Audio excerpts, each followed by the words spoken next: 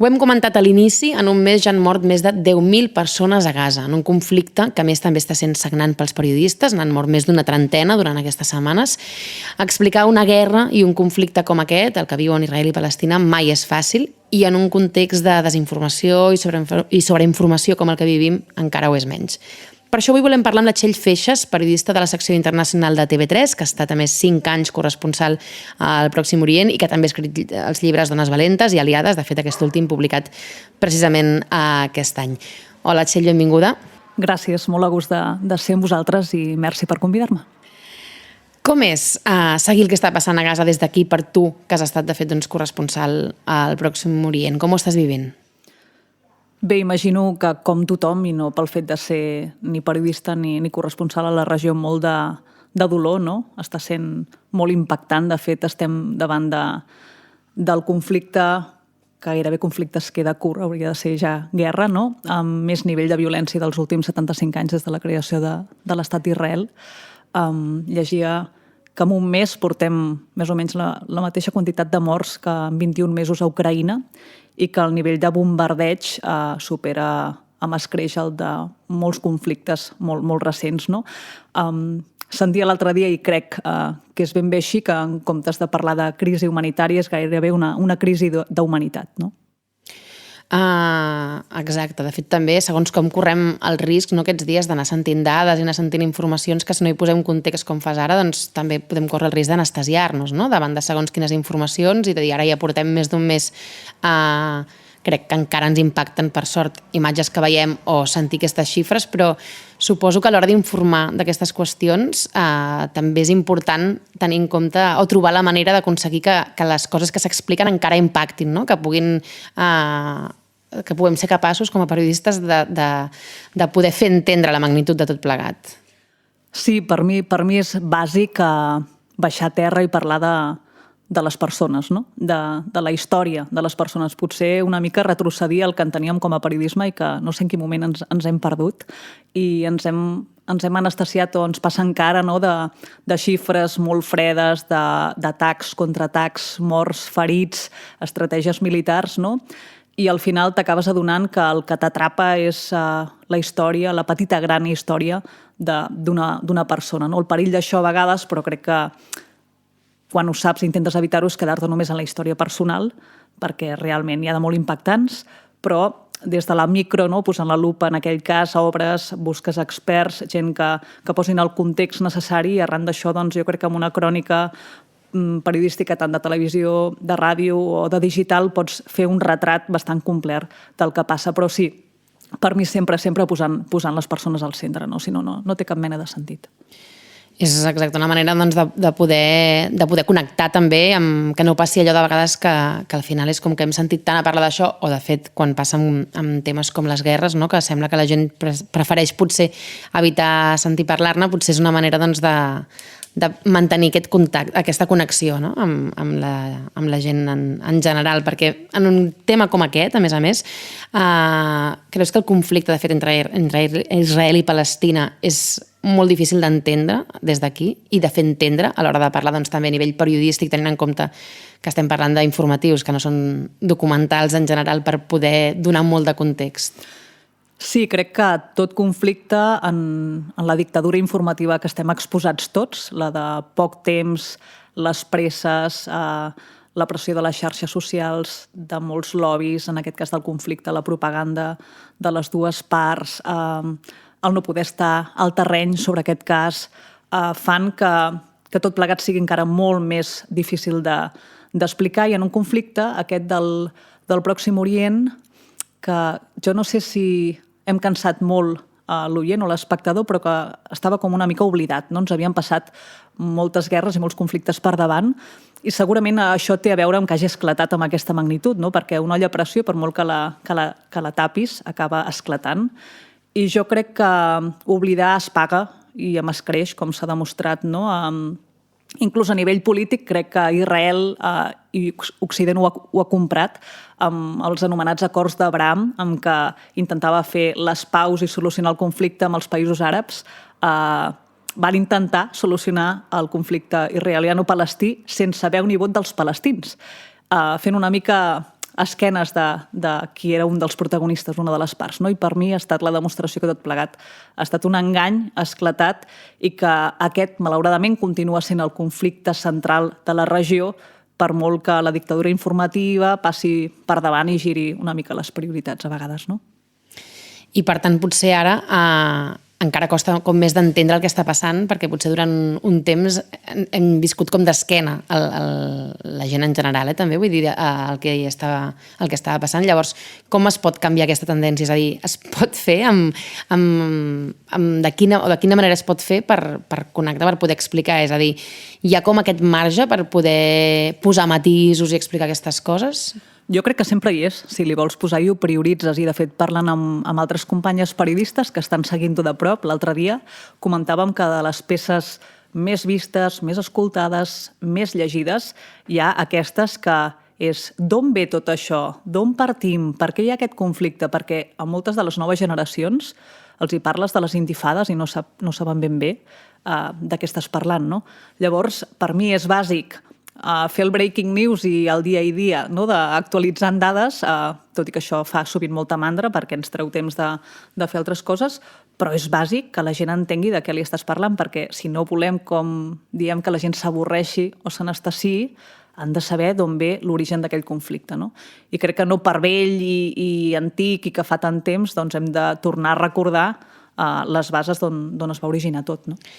De fet, amb un tema com aquest també passa que molts mitjans reben crítiques per totes bandes, no? Vull dir, és una qüestió molt polaritzada i que llavors, doncs, evidentment, les xarxes són les xarxes i la manera com funcionen és com un extrem, però sí que és veritat doncs, que és molt més fàcil, tinc la sensació que almenys que a l'hora d'explicar altres guerres, no? A l'hora quan es parla d'aquesta qüestió, sembla que saltin molt més ràpid les alarmes. Com es pot gestionar això des dels mitjans o des de la mirada de qualsevol periodista?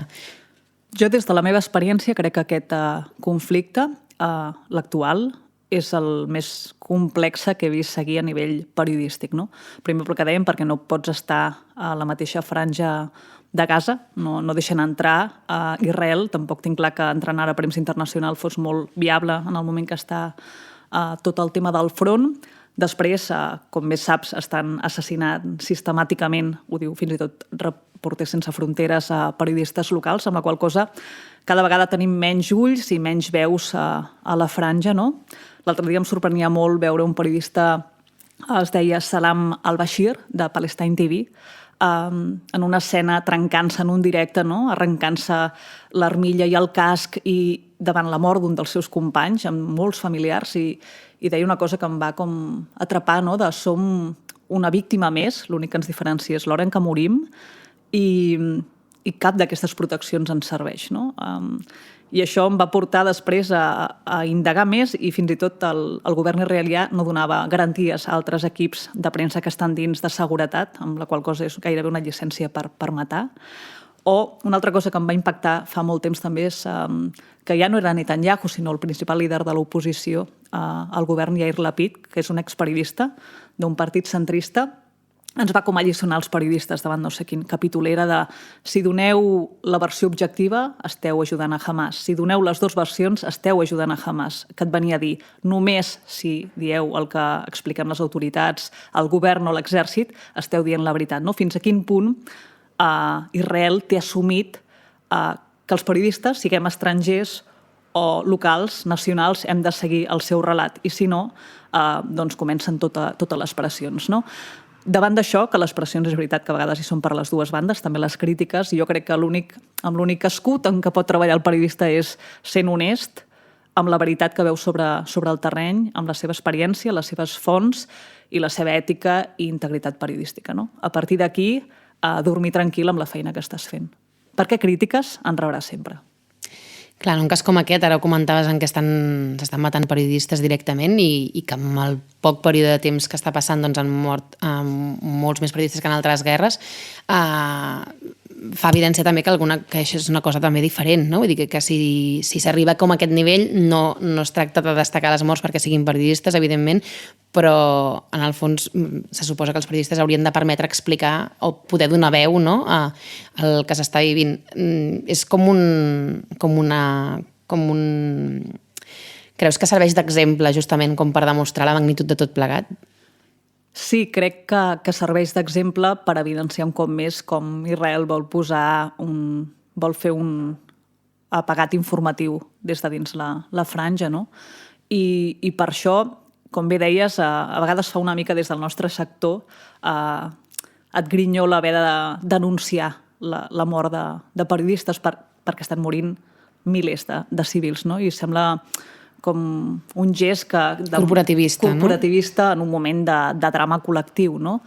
Però si ho destaquem, que jo crec que toca condemnar-ho, almenys entre nosaltres, condemnar i solidaritzar-nos amb una gent que estan fent la feina per nosaltres, no? Perquè al final nosaltres, des de TV3, Catalunya Ràdio, des de la corporació, però crec que en general tots els mitjans, ara mateix que ningú hi pot entrar, ens estem abastint de la feina de gent que juga cada dia a la vida, ells i les seves famílies, perquè són el target de l'exèrcit en molts casos, i d'alguna manera hem de poder denunciar això perquè ells som nosaltres també, no? Llavors crec que fugint del corporativisme sí que hem de dir prou als assassinats que està havent-hi a Gaza perquè estan posant foscor a tota la llum periodística que pot sortir d'allà, no? I estan fent una feina ingent que crec que hem de reconèixer i que hem de salvar perquè d'una altra manera doncs no en sabrem res del que passa a la franja, no? Estem en un moment també en què hi ha cert descrèdit també cap a la feina que es fa o descrèdit cap als mitjans o cap a la professió dels periodistes, no? I llavors doncs, en un moment com aquest sembla que la batalla per la desinformació doncs, també ho hem vist en diferents moments va a l'alça, però alhora al final acaba sent important, o sigui, acaba quedant demostrat que sense la feina dels periodistes és molt difícil d'intentar entendre el que passa, no? Com creus que, tot i això, hi ha molts moments, no? Hi ha molts inputs potser que ens arriben amb informació no contrastada. Com creus que, o què recomanaries potser per algú que es vulgui informar bé sobre el que està passant sense perdre aquesta mirada crítica, no? És a dir, una cosa és, o sigui, d'una banda la part periodística, que és la que comentàvem ara, i de l'altra banda la part de la ciutadania, no? Com poder informar-se sense poder tenir la mirada crítica de dir, ei, només m'estan venent un relat determinat. Jo crec que és bàsic, tot i que algú pugui pensar que sent d'un mitjà concret em vagi en contra, informar-te a través de molts mitjans. Per mi, sigui quin sigui, consumir només un diari, una ràdio, una televisió és un error, o seguir aquell compte de Twitter també ho és, no? Sobretot a les xarxes socials crec que el gran perill, però també en la resta de mitjans més tradicionals, és que al final, si no obres la mirada, acabes retroalimentant la teva mirada, no? I no trobes ningú mai que et digui ell sí, però això no, o ell sí, però mira cap allà també, no? Llavors, jo crec que és bàsic això, obrir la mirada, informar-se a través de molts mitjans i bé, veure qui contrasta, no? Qui treballa sobre el terreny quan es pot, sí, quin tipus de periodisme es fa, no? A lo millor potser a vegades no cal tenir tantes presses i com feu vosaltres també, doncs, temes més reposats, la qualitat periodística demana temps. A vegades no es pot fer així ràpid, no? Llavors crec que això també són elements que potser aquell mitjà que tris no t'informarà de l'actualització minut i resultat, però potser temporalment et donarà un dibuix que t'enriquirà molt a l'hora de llegir noves informacions, no?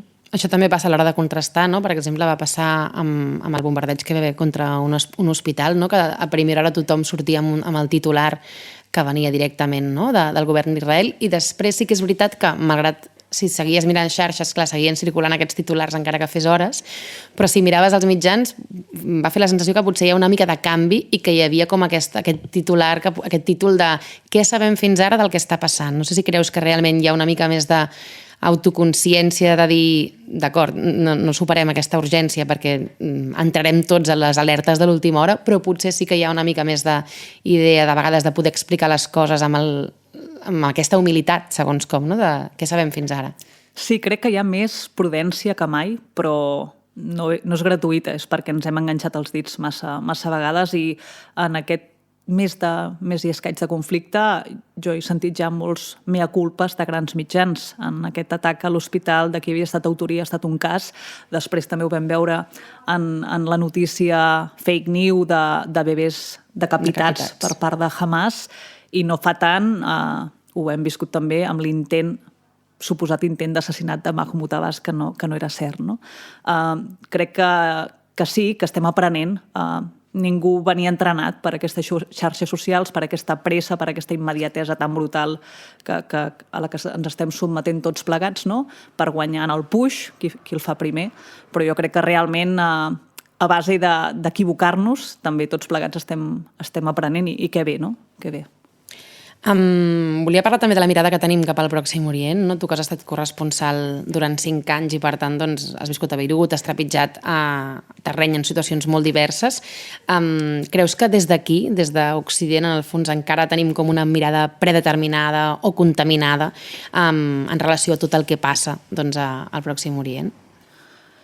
Sí, el que passa que veure-ho sap greu perquè penso que a vegades potser no hem sapigut fer massa la nostra feina o explicar prou bé la complexitat de la regió. No? Em consolo, perquè sempre hem de buscar un consol amb una frase que sempre diu el mestre Tomàs Alcoverro, que per nosaltres és un pare laboral per tots els que hem aterrat a Beirut, per anfitrió, per generós i per ensenyar-te l'aterratge quan hi arribes, no? Que sempre diu, si entens Orient Mitjà és que no te l'han explicat bé.